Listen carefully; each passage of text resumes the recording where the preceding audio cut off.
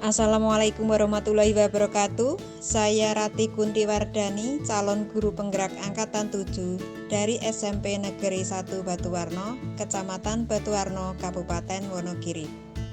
Pada video kali ini, saya akan menyampaikan aksi nyata modul 1.4 tentang diseminasi budaya positif.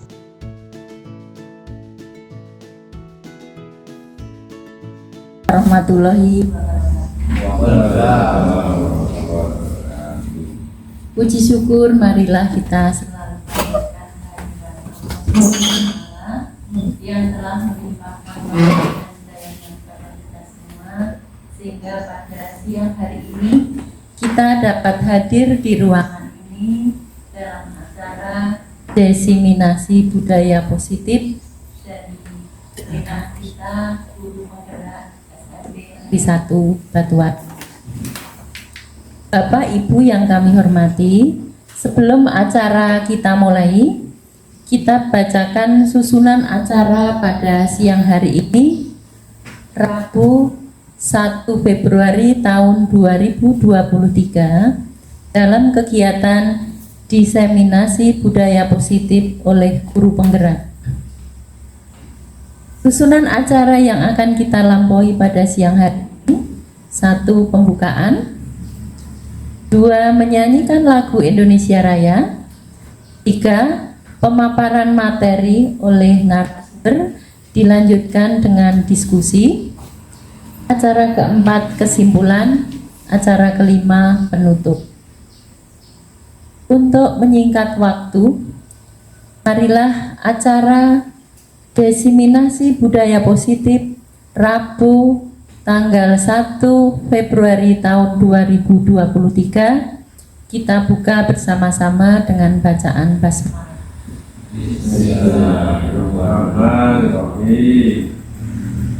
Mudah-mudahan dengan bacaan basmalah ini acara siang hari ini dapat berjalan dengan lancar hingga usai nanti. Menginjak acara yang kedua, menyanyikan lagu Indonesia Raya. Itu Bapak Ibu dimohon untuk berdiri.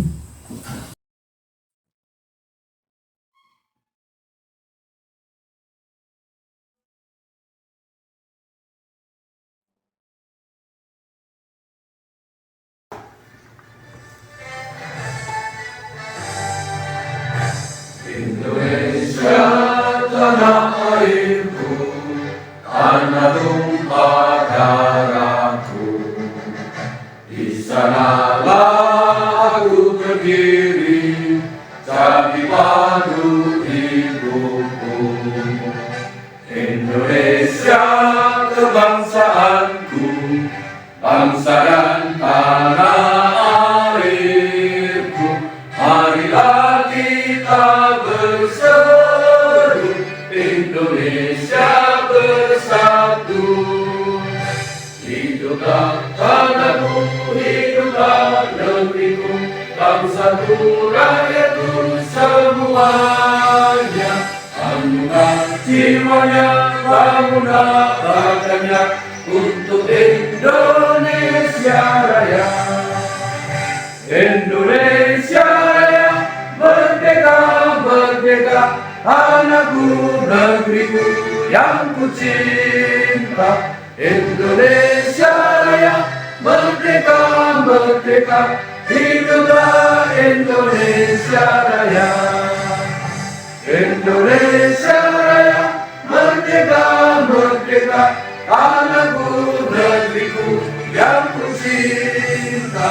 Indonesia Raya, merdeka, merdeka, hiduplah Indonesia Raya. Bapak Ibu dipersilakan duduk kembali. Menginjak acara yang ketiga, acara inti yaitu pemaparan materi budaya positif oleh narasumber, dilanjutkan dengan diskusi. Untuk itu kepada Ibu Ratih Kunti Wardani SPD, waktu dan tempat sepenuhnya kami aturkan.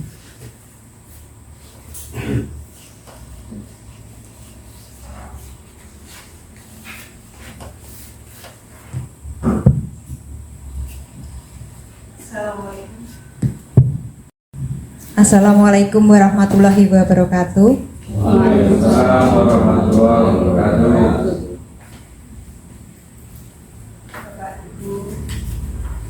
Rekan-rekan guru SMP Negeri 1 Batuwarno.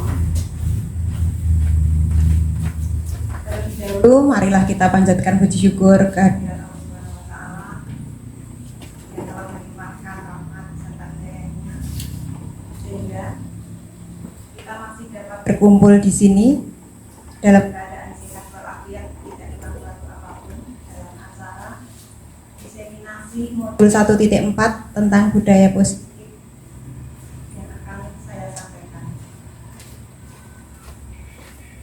Terima kasih saya ucapkan yang sebesar-besarnya karena Bapak Ibu telah mendukung tugas saya sebagai calon guru penggerak Angkatan 7 yang dilaksanakan di SMP Negeri 1 Batuwarno. Materi yang akan saya sampaikan adalah tentang budaya positif.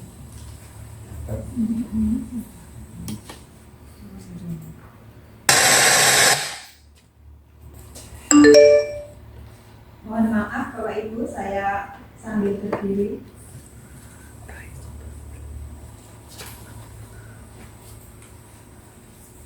Saya akan menyampaikan tentang budaya positif.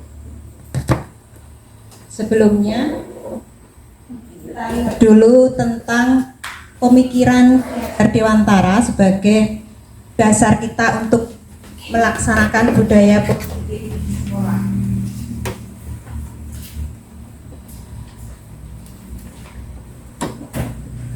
Seperti telah kita ketahui bersama tentang pemikiran Ki Hajar Dewantara, yaitu tujuan dari pendidikan adalah untuk menuntun segala kodrat yang ada pada anak agar dapat mencapai keselamatan dan kebahagiaan yang setinggi-tingginya, baik sebagai manusia maupun sebagai anggota masyarakat. Dalam proses menuntun, anak diberi kebebasan. Namun, pendidik sebagai pamong memberi tuntunan dan arahan agar anak tidak kehilangan arah dan membahayakan dirinya.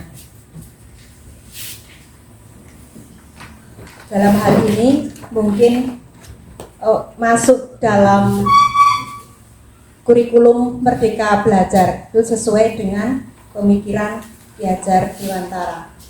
Kemudian dasar pendidikan anak berhubungan dengan kodrat alam dan kodrat zaman. Kodrat alam dimaksudkan kodrat di mana anak tersebut dilahirkan,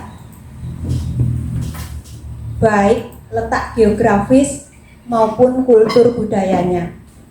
Sebagai contohnya, anak yang dilahirkan pada lingkungan pertanian akan berbeda dengan anak yang dilahirkan di lingkungan nelayan, di lingkungan pabrik atau perindustrian, atau mungkin anak yang dilahirkan di pedesaan itu sangat berbeda dengan anak yang berada di perkotaan. Itu yang dimaksud dengan kodrat alam. Kemudian kodrat zaman. Kodrat zaman yang dimaksudkan di sini adalah perubahan dari waktu ke waktu. Anak yang kita didik sekarang tentulah berbeda dengan zaman kita dulu waktu sekolah. Jadi, untuk pembelajaran pada saat ini juga menyesuaikan dengan teknologi yang ada pada sekarang.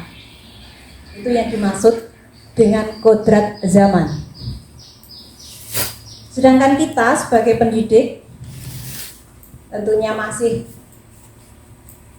terus kita lakukan, yaitu mempunyai prinsip kepemimpinan sesuai dengan pemikiran Ki Hajar Dewantara, yaitu ing ngarsa sung tulodo, ing madya mangun karsa, tut wuri handayani. Ketika kita berada di depan, kita selalu memberi teladan atau contoh yang baik. Kemudian ketika berada di tengah, itu memberi semangat, dan kemudian tut wuri handayani itu di belakang selalu memberi dorongan bagi tumbuh kembang anak. Tugas guru adalah menggali potensi pada diri murid, menuntun dan memberi teladan dengan kebiasaan-kebiasaan yang baik agar terbentuk murid yang berkarakter sesuai dengan profil pelajar Pancasila. Dengan cara apa?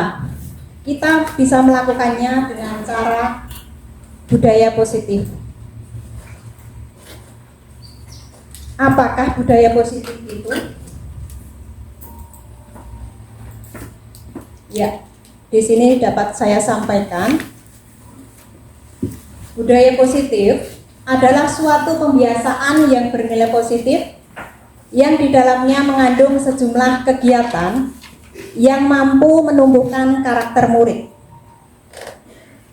Untuk membangun budaya positif, tentu saja diperlukan atau disediakan lingkungan yang positif, aman, nyaman, agar murid mampu berpikir, bertindak, mencipta dengan merdeka, mandiri, dan bertanggung jawab. Salah satu strategi yang perlu ditinjau ulang adalah bentuk disiplin yang selama ini kita jalankan. Lazimnya, disiplin selalu dikaitkan dengan kontrol. Dalam hal ini, kontrol guru atau sebagai pendidik dalam menghadapi anak didik kita. Dalam hal mengontrol murid, terlebih dahulu sebaiknya kita memahami bahwa ada anggapan yang kurang tepat atau miskonsepsi yang diluruskan oleh Dr. William Glasser dalam bukunya Kontrol Teori, yaitu tentang ada beberapa ilusi yang selama ini kita anggap benar, yaitu bahwa ilusi seorang guru bisa mengontrol murid. Kemudian ilusi bahwa semua penguatan positif efektif dan bermanfaat. Ilusi bahwa kritik dan membuat orang merasa bersalah itu dapat menguatkan karakter. Kemudian ilusi bahwa orang dewasa memiliki hak untuk memaksa.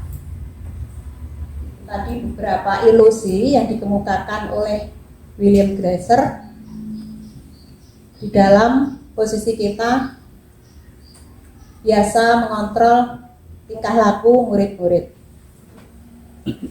Dengan demikian, paradigma kita pada saat mengontrol murid, kontrol seorang guru kepada murid harus kita rubah dari teori stimulus respon ke teori kontrol. Pada teori stimulus respon, kita beranggapan bahwa kebutuhan semua orang sama. Semua orang melihat hal yang sama. Guru mencoba mengubah murid agar berpandangan dengan guru. Perilaku buruk siswa dilihat sebagai sebuah kesalahan. Guru bisa mengontrol murid dan model berpikir menang kalah. Jadi yang menang gurunya, yang kalah yang kita didik tersebut. Sedangkan untuk teori kontrol beranggapan bahwa kebutuhan seorang atau kebutuhan semua orang itu tidak sama. Semua orang memiliki gambaran yang berbeda. Guru berusaha memahami pandangan murid, kemudian perilaku buruk murid pasti mempunyai tujuan. Guru tidak bisa mengontrol murid dan mempunyai model berpikir menang-menang. Jadi nanti setelah kita mengetahui teori kontrol, kita berusaha untuk sebaik-baiknya agar murid itu juga menang, kemudian guru juga menang dalam menghadapi masalah.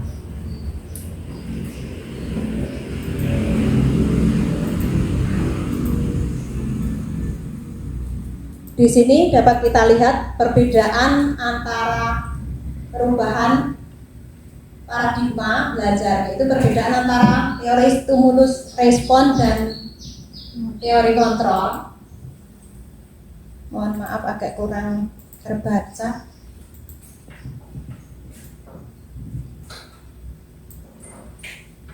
Bisa dilihat bahwa pada teori stimulus respon itu pandangan tentang dunia bahwa realitas kebutuhan kita itu sama. Semua orang melihat hal yang sama. Kita mencoba mengubah agar orang berpandangan sama dengan kita. Kemudian perilaku buruk dilihat sebagai suatu kesalahan. Orang lain bisa mengontrol saya bisa mengontrol orang lain. Pemaksaan ada pada saat bujukan gagal. Dengan modal berpikir menang kalah tadi. Kemudian di dalam teori kontrol tentang dunia, yaitu bahwa realitas atau kebutuhan kita itu berbeda. Setiap orang memiliki gambaran yang berbeda. Kemudian kita berusaha memahami pandangan orang lain tentang dunia. Semua perilaku memiliki tujuan. Hanya Anda yang bisa mengontrol diri Anda. Anda tidak bisa mengontrol orang lain.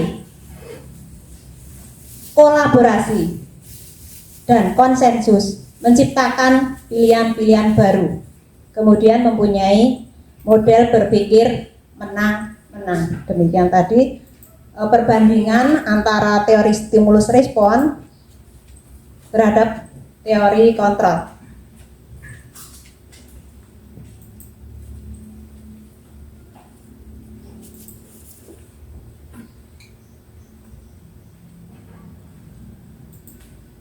Ya. Selanjutnya kita ke materi disiplin positif. Setelah memahami perubahan paradigma dari teori stimulus respon ke teori kontrol tersebut, selanjutnya kita dapat menerapkannya dengan pendekatan disiplin positif. Disiplin positif merupakan sebuah pendekatan yang ada dalam mendidik anak untuk melakukan kontrol diri dalam pembentukan percaya diri yang dalam praktiknya melibatkan komunikasi tentang perilaku yang efektif antara guru dengan murid.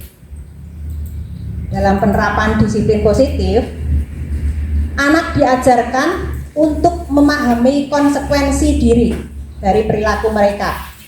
Selain itu, disiplin positif juga mengajarkan untuk bertanggung jawab, mempunyai rasa hormat dalam berinteraksi dengan lingkungan. Disiplin positif juga merupakan salah satu cara penerapan disiplin yang bertujuan untuk menumbuhkan kesadaran serta memberdayakan peserta didik untuk melakukan sesuatu tanpa rayuan, ancaman, maupun hukuman. Demikian tadi arti dari disiplin positif. Mungkin kita pernah bertanya, mengapa dari beberapa murid kita ada yang taat sekali dengan aturan, kemudian kenapa ada juga yang suka melanggar aturan? Nah, sebenarnya apa motivasi perilaku dari murid-murid yang selalu taat aturan atau yang melanggarnya tersebut? Diane Goosen dalam buku Restructuring School Discipline menyatakan bahwa ada 3 alasan motivasi perilaku manusia. Yang pertama yaitu untuk menghindari ketidaknyamanan atau hukuman. Kemudian yang kedua, untuk mendapatkan imbalan ataupun penghargaan dari orang lain. Kemudian untuk menjadi orang yang mereka inginkan, yang menghargai nilai-nilai diri sendiri dengan nilai-nilai yang mereka percayai atau yang mereka yakini. Sebagai contohnya, murid kita di dalam mengerjakan tugas atau PR, motivasinya mungkin ada beberapa.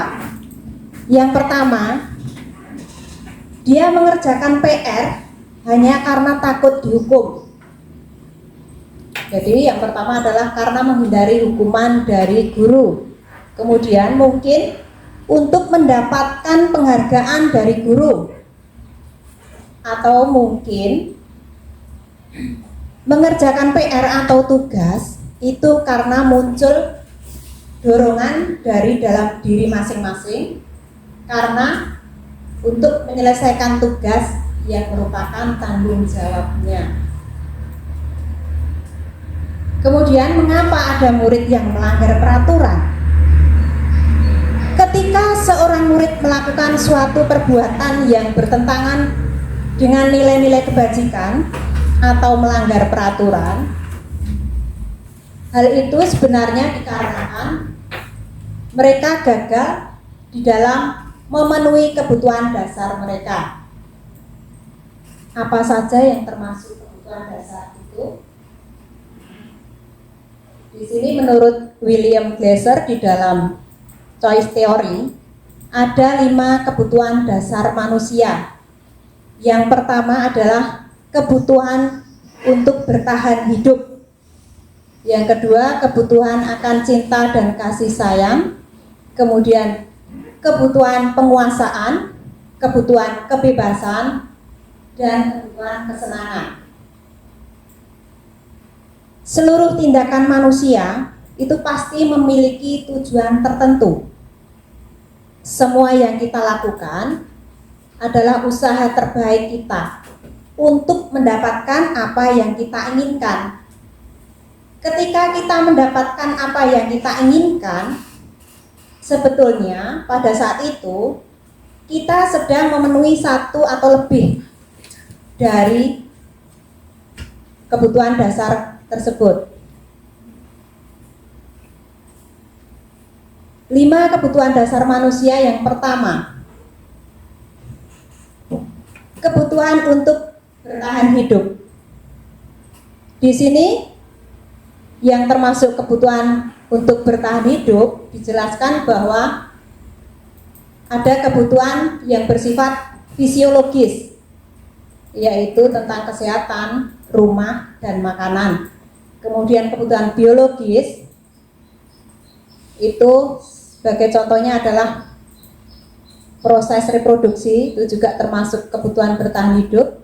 Kemudian psikologis meliputi kebutuhan akan perasaan aman, itu yang termasuk kebutuhan bertahan hidup. Yang kedua adalah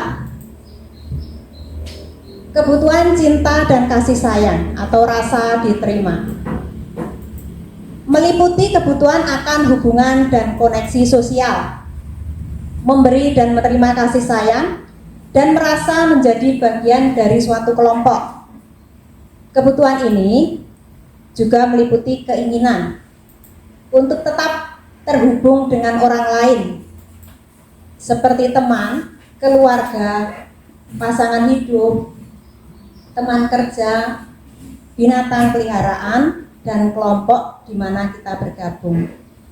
Anak-anak yang memiliki kebutuhan dasar kasih sayang dan rasa diterima yang tinggi biasanya ingin disukai dan diterima oleh lingkungannya. Mereka juga akrab dengan orang tuanya. Biasanya mereka belajar karena suka pada gurunya. Bagi mereka, teman sebaya sangatlah penting. Mereka juga biasanya suka bekerja di dalam kelompok. Kemudian yang ketiga, kebutuhan penguasaan. Kebutuhan ini berhubungan dengan kekuatan untuk mencapai sesuatu, menjadi kompeten, menjadi terampil, diakui atas prestasi dan keterampilan kita, didengarkan dan memiliki rasa harga diri. Kebutuhan ini meliputi keinginan untuk dianggap berharga, bisa membuat perbedaan, bisa membuat pencapaian, kompeten, diakui dan dihormati. Anak-anak yang memiliki kebutuhan dasar akan penguasaan yang tinggi biasanya selalu ingin menjadi pemimpin. Mereka juga suka mengamati sebelum mencoba hal-hal yang baru dan merasa kecewa bila melakukan sebuah kesalahan. Mereka juga biasanya rapi dan sistematik dan selalu ingin mencapai yang terbaik. Kemudian yang keempat, kebutuhan kebebasan. Kebutuhan untuk bebas adalah kebutuhan akan kemandirian, otonomi, memiliki pilihan dan mampu mengendalikan arah hidup seseorang. Anak-anak dengan kebutuhan kebebasan yang tinggi menginginkan pilihan. Mereka perlu banyak bergerak, suka mencoba, dan tidak terpengaruh terhadap orang lain, serta senang mencoba hal-hal yang baru dan menarik. Kemudian yang kelima atau yang terakhir tentang kebutuhan dasar manusia, yaitu kebutuhan untuk mencari kesenangan, bermain dan tertawa. Anak-anak dengan kebutuhan dasar kesenangan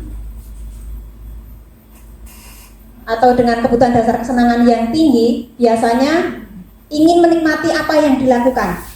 Mereka juga bisa berkonsentrasi tinggi saat mengerjakan hal-hal yang disenangi. Mereka juga suka dengan permainan, suka mengoleksi barang, suka bergurau, suka melucu, dan juga menggemaskan. Dengan kita mengetahui bahwa segala tindakan manusia memiliki tujuan tertentu, yaitu untuk memenuhi kebutuhan dasar mereka. Begitu juga dengan tindakan yang dilakukan oleh murid-murid kita. Maka kita juga perlu memahami posisi kita atau posisi kontrol kita sebagai guru di dalam menghadapi murid. Itu menurut Jane Gosen, terdapat 5 posisi kontrol guru terhadap murid. Yang pertama adalah sebagai penghukum. Kemudian yang kedua, membuat orang merasa bersalah. Yang ketiga, sebagai teman. Keempat, sebagai pemantau. Dan yang kelima adalah sebagai manajer. Yang pertama, sebagai posisi sebagai penghukum. Seorang penghukum biasanya menggunakan hukuman fisik maupun verbal. Orang-orang yang menjalankan posisi penghukum senantiasa mengatakan bahwa sekolah memerlukan sistem atau alat yang dapat lebih menekan murid-murid lebih dalam lagi. Kalimat yang sering digunakan biasanya, patuhi aturan saya, atau awas, kamu selalu saja salah. Selalu, pasti selalu yang terakhir kamu selesai. Nah, itu contoh kata-kata yang digunakan pada posisi kita ketika kita sebagai penghukum. Di sini, guru senantiasa percaya bahwa hanya ada satu cara agar pembelajaran bisa berhasil, yaitu dengan cara guru tersebut sendiri. Kemudian yang kedua, posisi pembuat orang merasa bersalah. Pada posisi ini, biasanya guru akan bersuara lebih lembut, menggunakan keheningan yang membuat orang lain merasa tidak nyaman, bersalah, atau bahkan rendah diri. Kalimat-kalimat yang biasa digunakan, ibu sangat kecewa sekali dengan kamu. Berapa kali ibu harus memberitahu kamu? Atau mungkin juga, bagaimana coba jika orang tua kamu tahu? Nah, itu adalah kalimat-kalimat yang sering digunakan posisi kita pada saat sebagai pembuat orang merasa bersalah. Pada posisi ini, murid akan memiliki penilaian diri yang buruk tentang dirinya, merasa tidak berharga, dan telah mengecewakan orang-orang yang telah disayanginya. Yang ketiga adalah sebagai teman. Guru pada posisi ini tidak akan menyakiti murid, namun akan tetap berupaya mengontrol murid melalui persuasi. Sisi positif pada posisi teman adalah berupa hubungan baik yang terjalin antara murid dan guru. Itu sisi positifnya, tetapi nanti juga ada sisi negatifnya. Sisi positifnya akan terjalin hubungan yang begitu baik dengan anak. Kalimat yang biasa sering digunakan adalah, ayo bantulah demi ibu ya. Ayo kamu ingat tidak bantuan ibu selama ini? Atau, ya sudah kali ini tidak apa-apa, nanti ibu bantu bereskan. Kemudian hal negatifnya, apabila suatu saat guru tersebut tidak membantu, maka murid akan kecewa dan tidak mau lagi berusaha.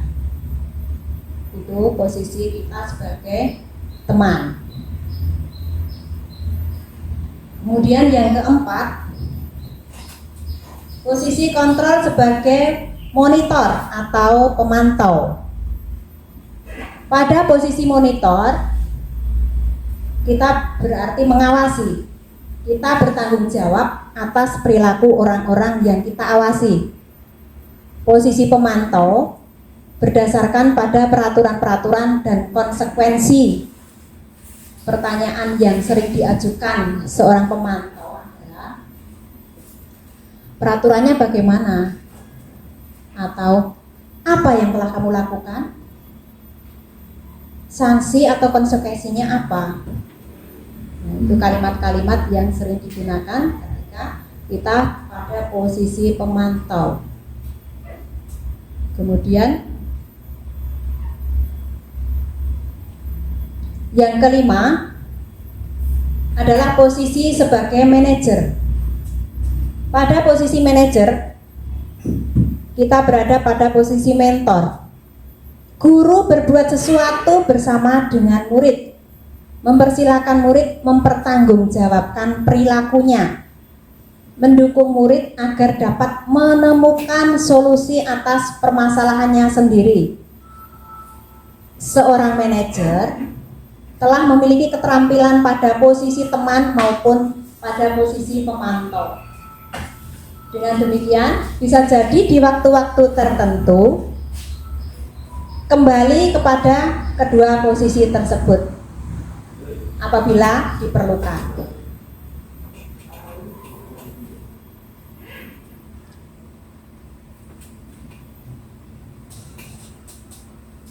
Namun, apabila kita menginginkan murid-murid kita menjadi manusia yang merdeka, mandiri dan bertanggung jawab, maka kita perlu mengacu kepada restitusi yang dapat menjadikan murid kita seorang manajer bagi dirinya sendiri.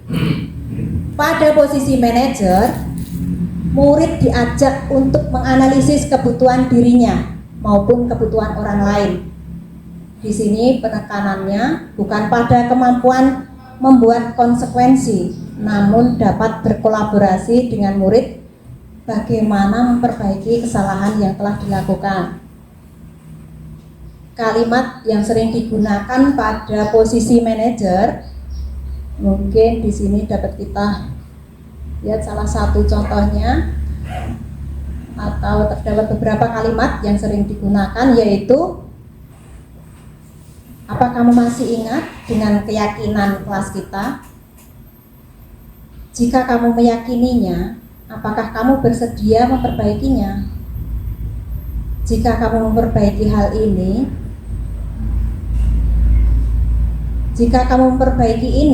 hal ini menunjukkan apa tentang dirimu? Apa yang akan kamu lakukan untuk memperbaiki semua ini? Nah, di sini tugas seorang manajer bukan untuk mengatur perilaku seseorang, kita membimbing murid untuk dapat mengatur dirinya. Seorang manajer bukannya memisahkan murid dari kelompoknya, tetapi mengembalikan murid tersebut ke kelompoknya dengan lebih baik dan lebih kuat. Bisa jadi di dalam praktik penerapan disiplin sehari-hari, kita akan kembali ke posisi teman atau pemantau. Namun perlu disadari, tujuan akhir dari kelima posisi kontrol seorang guru terhadap murid adalah pencapaian ketika pada posisi manajer. Pada posisi inilah, murid dapat menjadi pribadi yang mandiri, merdeka, dan bertanggung jawab atas segala perilaku dan sikapnya, yang pada akhirnya dapat menciptakan lingkungan yang positif, nyaman, dan aman.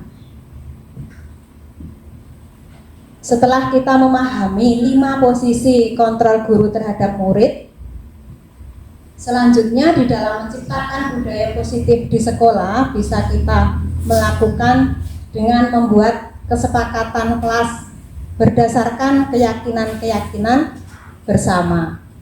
Menurut Gosen, suatu keyakinan akan lebih memotivasi seseorang dari dalam atau memotivasi secara intrinsik. Setiap tindakan atau perilaku yang dilakukan di kelas dengan berdasarkan keyakinan bersama akan dapat menentukan terciptanya sebuah lingkungan positif dan menjadi sebuah kebiasaan yang akhirnya dapat membentuk sebuah budaya positif. Di dalam pembuatan keyakinan kelas itu terdapat beberapa hal yang bisa kita ketahui, bahwa keyakinan kelas hendaknya bersifat lebih abstrak. Kemudian keyakinan kelas dituliskan berupa pernyataan-pernyataan universal. Pernyataan keyakinan kelas senantiasa dibuat dalam bentuk positif. Kemudian hendaknya tidak terlalu banyak sehingga mudah diingat dan dipahami oleh semua warga kelas. Keyakinan kelas baiknya sesuatu yang dapat diterapkan di lingkungan sesuai dengan kondisinya. Semua warga kelas hendaknya ikut berkontribusi dalam pembuatan keyakinan kelas lewat kegiatan curah pendapat. Bersedia meninjau ulang keyakinan-keyakinan atau keyakinan kelas tersebut dari waktu ke waktu. Itu beberapa hal tentang pembuatan keyakinan kelas. Dengan keyakinan-keyakinan bersama tersebut akan terbentuk sebuah kesepakatan kelas bersama yang dapat menjadi dasar pada saat guru mengontrol murid jika murid melakukan kesalahan, yaitu dengan jalan restitusi. Apakah restitusi itu?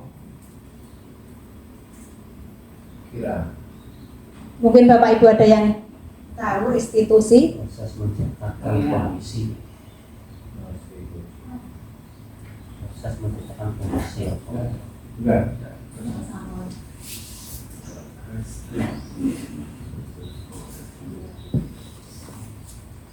Restitusi adalah proses menciptakan kondisi bagi murid untuk memperbaiki kesalahan mereka, sehingga mereka bisa kembali pada kelompoknya dengan karakter yang lebih baik dan kuat. Kemudian restitusi adalah proses kolaborasi yang mengajarkan murid untuk mencari solusi masalah. Maksud saya untuk mencari solusi masalah dan membantu murid berpikir tentang orang seperti apa yang mereka inginkan dan bagaimana mereka harus memperlakukan orang lain. Restitusi membantu murid menjadi memiliki tujuan, disiplin positif, dan memulihkan dirinya setelah berbuat salah. Penekanannya bukan pada bagaimana berperilaku untuk menyenangkan orang lain atau menghindari ketidaknyamanan, namun tujuannya adalah menjadi orang yang menghargai nilai-nilai kebajikan yang mereka percayai atau yang mereka yakini. Itu arti dari restitusi. Kemudian melalui restitusi, ketika murid berbuat salah, guru akan menanggapi dengan cara yang memungkinkan murid untuk membuat evaluasi internal tentang apa yang dapat mereka lakukan untuk memperbaiki kesalahan mereka dan mendapatkan kembali harga dirinya. Restitusi menguntungkan korban, tetapi juga menguntungkan orang yang telah berbuat salah. Ini sesuai dengan prinsip dari teori kontrol yang telah dikemukakan di depan tadi, yaitu tentang solusi menang-menang. Di sini dapat dilihat untuk restitusi itu mempunyai gambar segitiga restitusi. Langkah yang pertama adalah menstabilkan identitas. Jadi tahapan-tahapan di dalam segitiga restitusi, yang pertama adalah menstabilkan identitas, kemudian memvalidasi tindakan yang salah, dan menanyakan keyakinan. Menstabilkan identitas. Pada bagian dasar segitiga restitusi, di sini dapat kita lihat pada bagian dasarnya, merupakan langkah pertama restitusi, yaitu menstabilkan identitas. Bertujuan merubah orang yang merasa gagal karena berbuat salah menjadi orang sukses. Kita harus mampu meyakinkan mereka dengan berkata, setiap orang pasti pernah melakukan kesalahan. Saya juga pernah melakukan hal itu. Atau kamu bukan satu-satunya orang yang pernah melakukan itu. Nah, ketika seseorang dalam kondisi emosional, maka otak tidak mampu berpikir rasional. Kondisi ini sangat tepat untuk digunakan menstabilkan identitas anak didik kita tersebut. Jadi ketika anak didik itu emosi, kita dapat menggunakan kata-kata yang terdapat di dalam bagian menstabilkan identitas tersebut. Kondisi ini sangat tepat kita gunakan untuk menstabilkan identitas. Kita membantu menenangkan mereka, mencari solusi untuk permasalahannya. Kemudian memvalidasi tindakan yang salah. Setelah menstabilkan identitas, kemudian memvalidasi tindakan yang salah. Pada langkah kedua, kita terlebih dahulu memahami kebutuhan dasar yang mendasari tindakan murid tersebut. Menurut teori kontrol, semua tindakan pasti memiliki tujuan, entah baik maupun buruk. Ketika kita menolak murid yang berbuat salah, maka mereka akan tetap dalam masalah. Yang lebih diperlukan adalah kita memahami alasan mereka kenapa sampai berbuat kesalahan, sehingga merasa dipahami. Dalam memvalidasi tindakan yang salah, kita bisa menggunakan contoh kalimat seperti berikut ini. Kamu tentu saja punya alasan mengapa melakukan itu. Adakah cara yang lebih efektif untuk mendapatkan apa yang kamu butuhkan? Nah, itu adalah untuk memvalidasi tindakan yang salah. Setelah memvalidasi tindakan yang salah, kemudian menanyakan keyakinan yang ketiga. Ketika langkah pertama dan kedua sukses yang dilakukan, anak akan lebih siap jika dikaitkan dengan nilai-nilai kebajikan yang dia percaya dan berpindah menjadi orang yang dia inginkan. Kehidupan masa depan yang mereka inginkan sangat penting ditanyakan. Ketika gambaran masa depannya sudah ditemukan, maka guru dapat membantu mengarahkan mereka agar tetap fokus pada gambaran masa depannya. Kalimat yang biasa digunakan di dalam menanyakan keyakinan mereka yaitu keyakinan kelas apa yang ingin kita sepakati, kemudian langkah apa yang akan kamu lakukan. Setelah 1, 2 tadi, kemudian kita menanyakan yang ketiga. Segitiga restitusi dapat menumbuhkan motivasi internal diri murid untuk berdisiplin positif dan terbiasa mencari solusi dengan permasalahannya. menggunakan segitiga restitusi di dalam menyelesaikan masalah pada murid juga merupakan praktik baik untuk menumbuhkan budaya positif di sekolah. Demikian pemaparan atau modul yang saya pelajari yang telah saya diseminasikan ke Bapak Ibu semua.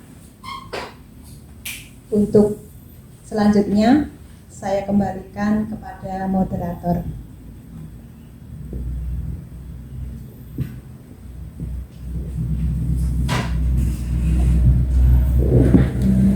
Ya, kita beri tepuk tangan untuk narasumber kita. Demikian tadi Bapak Ibu paparan materi tentang budaya positif dari guru penggerak, calon guru penggerak SMP Negeri 1 Batuwarno. Untuk selanjutnya kita beri kesempatan untuk ruang diskusi. Diskusi pada kesempatan siang hari ini saya berikan satu termin untuk 2 penanya. Dipersilakan dari Bapak Ibu, mungkin dari paparan yang disampaikan oleh narasumber ada hal-hal yang akan ditanyakan atau diperjelas. Monggo dipersilakan 2 pertanyaan terlebih dahulu. Bu Suratminingsih, monggo. Terima kasih waktu yang diberikan.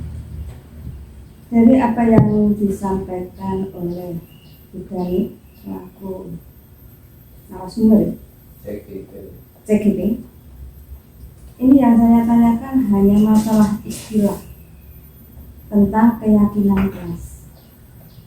Kayaknya kok asing. Mengapa kok menggunakan istilah keyakinan kelas? Kok tidak menggunakan peraturan kelas atau tata tertib? Demikian Bu yang saya tanyakan. Oke, terima kasih dari Ibu Suratminingsih. Kita beri kesempatan 1 penanya lagi Bu, nanti baru ditanggapi. 1 lagi, monggo Bapak Ibu.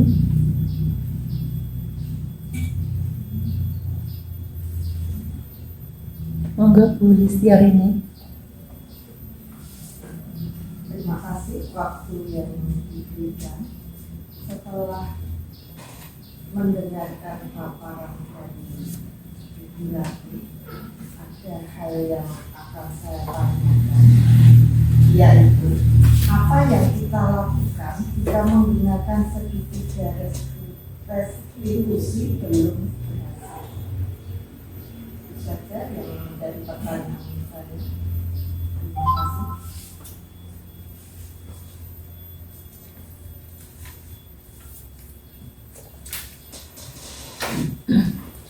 Terima kasih dari 2 penanya. Tadi yang pertama dari Ibu Suratminingsih menanyakan kenapa kok menggunakan istilah keyakinan kelas, bukan peraturan kelas atau tata tertib. Kemudian penanya yang kedua, apa yang kita lakukan jika menggunakan segitiga restitusi tidak berhasil? Monggo kepada Ibu narasumber, waktu sepenuhnya Kang.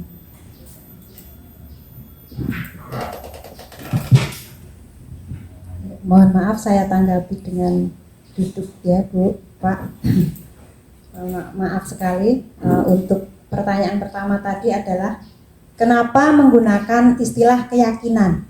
Kenapa bukan peraturan atau tata tertib? Karena suatu keyakinan akan memotivasi diri seseorang atau murid secara internal atau memotivasi dari dalam diri mereka. Kemudian seseorang akan lebih tergerak dan bersemangat ketika menjalankannya berdasarkan keyakinan tersebut. daripada hanya sekedar mengikuti serangkaian peraturan yang mengatur, sehingga mereka harus melakukan sesuatu yang membuat keterpaksaan atau ketidaknyamanan. Begitu yang dapat saya jelaskan. Bagaimana, Bu? Jadi Bu, sampun Bisa diterima? bisa diterima. Iya. Selanjutnya untuk pertanyaan yang kedua tadi, ya. Apa yang dilakukan jika menggunakan segitiga restitusi tersebut belum berhasil? Ya. Jika terdapat masalah pada anak, kemudian kita selesaikan dengan segitiga restitusi tersebut belum berhasil, kita sebagai guru itu harus berusaha mencoba kembali dan menyiapkan anak untuk siap melakukan restitusi kembali.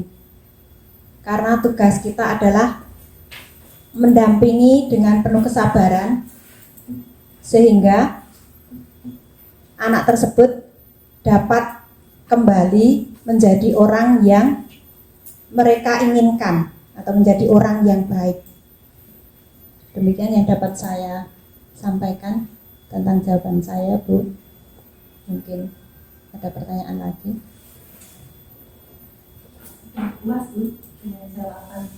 Bisa diterima? Coba, pokoknya berusaha mencoba lagi. Sebagai moderator saya juga akan menegaskan kembali. Jadi tadi sudah disampaikan keyakinan kelas itu akan lebih memotivasi secara internal dari siswa-siswi kita, sehingga akan muncul keyakinan-keyakinan yang akan menambah motivasi para siswa. Kemudian tadi yang kedua, jika kita mencoba dengan menggunakan tiga restitusi tidak berhasil, kita tetap mencoba menggunakan itu lagi ya Bu ya. Berarti tidak ganti teknik, tetap menggunakan segitiga restitusi ya.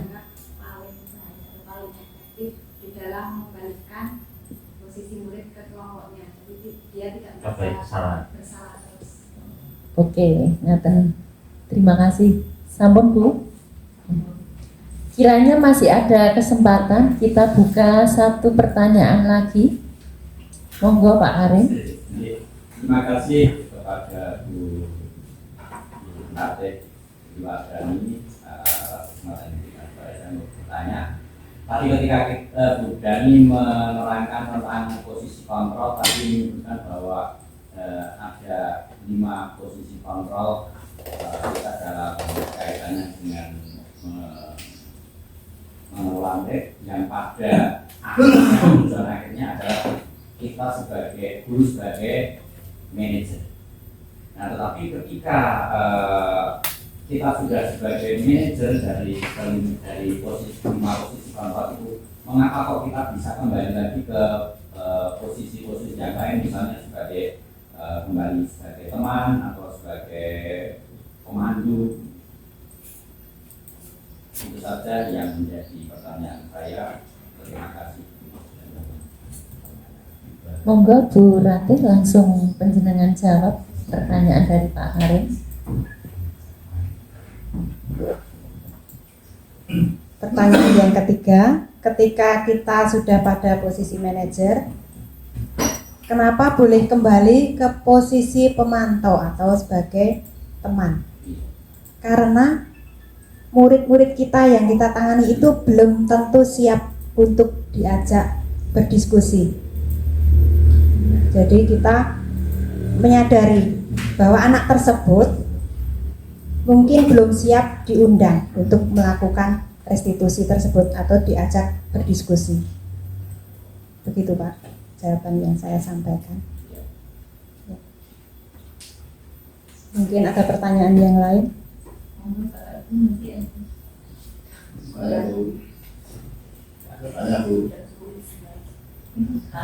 Iya Pak, silakan.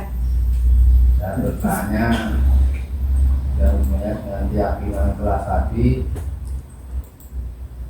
dalam dituangkan dalam bentuk apa atau sumbernya bagaimana. Jadi penanya pertama tadi kan seakan-akan berbeda dengan tata cara sekolah. Makanya untuk disepakati keyakinan kelas itu yang seperti apa, dituangkan dalam bentuk apa, sumbernya bagaimana. Iya. Sumber dari keyakinan-keyakinan kelas yang telah disepakati bersama, Pak ya. Itu kita lihat dari lingkungan atau dari sekolah tempat anak tersebut berada. Jadi setiap sekolah pasti mempunyai peraturan sekolah. Nah, berdasarkan peraturan sekolah tersebut, anak-anak kadang memahami, oh yang seperti ini baik, seperti ini saya yakini. Kemudian bisa berakibat baik untuk selanjutnya. Nah, itu juga dapat masuk atau sebagai keyakinan yang ada. Contohnya ketika membuang sampah pada tempatnya. Bisa salah satu contoh keyakinan kelas tersebut membuang sampah pada tempatnya. Mungkin anak-anak tersebut melihat sampah berserakan di mana-mana. Kemudian terdapat keyakinan di dalam hati mereka. Oh, ketika membuang sampah pada tempatnya itu akan baik, terlihat rapi. Mungkin dapat kita lihat contoh-contoh yang lain yang bisa kita gunakan sebagai dasar untuk membuat keyakinan kelas. Ketika membayar Jumat atau amal sehat itu ya, hari Jumat amal. Nah, itu juga mungkin dari kesadaran mereka di lingkungan tempat tinggal mereka juga ada budaya seperti itu. Oh, umbruk per tiap hari mungkin 500 rupiah dikumpulkan lewat RT. Nah, itu mereka meyakini bahwa hal tersebut juga baik untuk dibawa ke kelas mereka.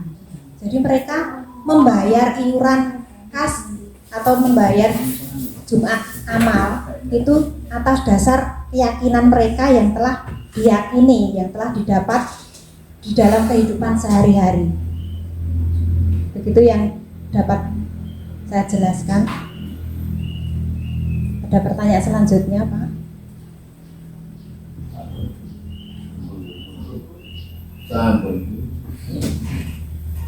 Sampun.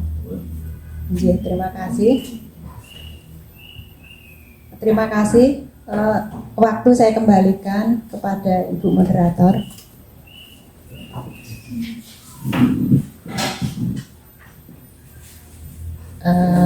Sekali lagi terima kasih kami ucapkan Ibu Ratih yang telah memaparkan materinya dan telah menjawab pertanyaan-pertanyaan dari peserta diskusi.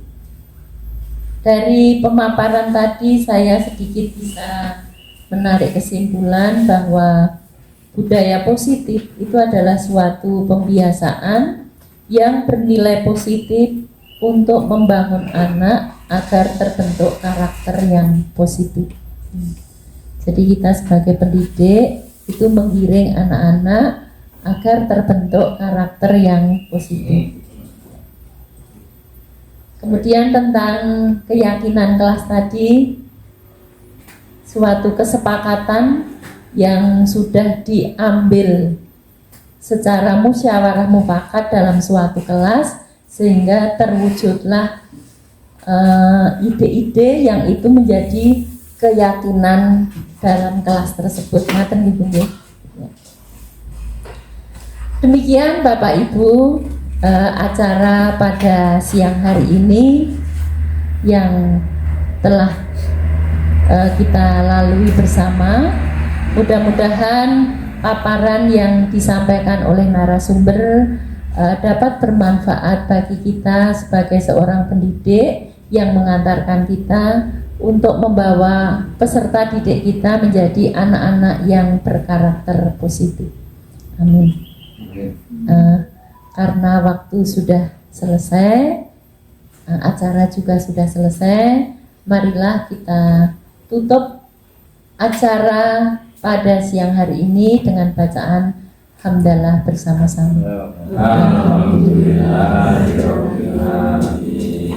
Saya yang membawakan acara, apabila ada kekurangan, kekeliruan, mohon maaf yang sebesar-besarnya. Bila taufik wal hidayah, wassalamualaikum warahmatullahi wabarakatuh.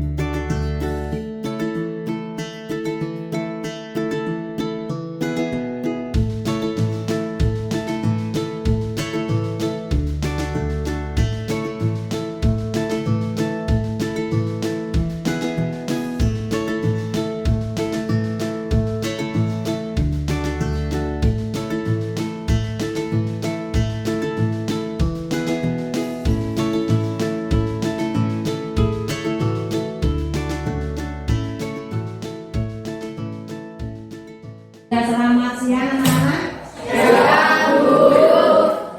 Hari ini kita akan melaksanakan tentang kesepakatan kelas bersama. Kalian sudah siap?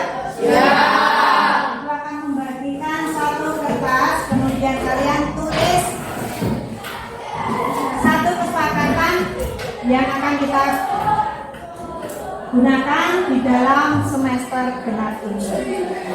Siap ya?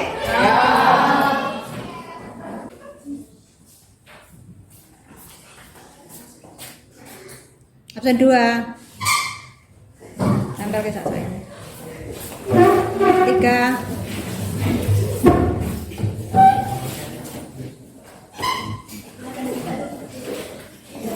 4.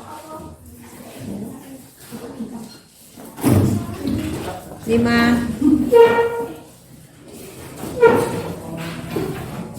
6.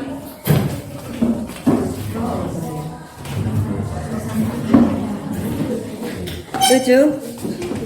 8. 9. 10. 11.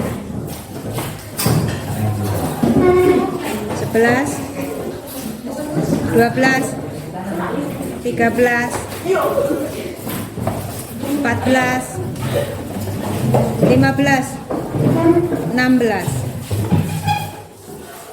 17. 18. 19. 20. 21. 22. 23. 24. 25. 26.